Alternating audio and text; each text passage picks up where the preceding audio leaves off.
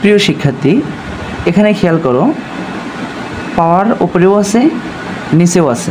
তাহলে উপরে এবং নিচে মানে সুপ এবং সাব দুটাই আমরা ব্যবহার করব। কিভাবে ব্যবহার করব? আমাদের বেসিক ট্র্যাক যে 4টি ছিল HTML, আমরা সেই প্রত্যেকটাতে আমরা এই বেসিক ট্র্যাকগুলো লিখব। HTML হেড, তোমরা যারা সম্পূর্ণ নতুন আজকে এই ভিডিওটি দেখতেছো তারাও বোঝার চেষ্টা করবে। টাইটেল ফর্মুলা, তারপর আমরা এখানে কি টাইটেলটাকে শেষ করে দেব, তারপর আমরা হেডটাকে শেষ করে দেব, তারপর বডি নিয়ে কাজ শুরু করব। যেহেতু এটা প্যারাগ্রাফ আকার আছে, প্যারাগ্রাফ দিব। প্রথমে A1, লক্ষ্য করো A1টা কিন্তু নিচে আছে, তাহলে এখানে SUB সাব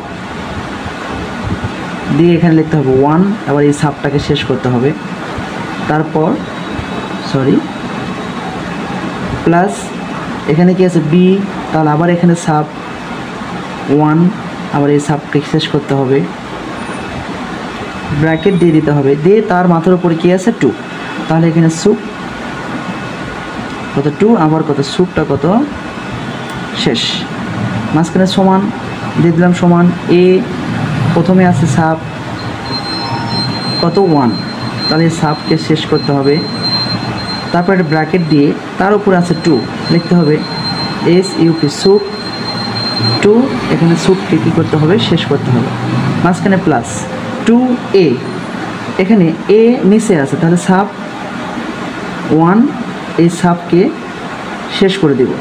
আবার B, আবার এখানে সাব 1, আবার এখানে সাবকে কী করে দেব শেষ করে দেব, প্লাস এখানে B, এখানে SUB সাব কত 1, আবার এখানে সাবকে কী করে দেব শেষ করে দেব। এটা ব্র্যাকেট ব্যবহার করব, করার পর এখানে লিখব সুপ, এই যেহেতু উপরে আছে কত 2, আবার এখানে সুপটাকে কী করব শেষ করে দেব।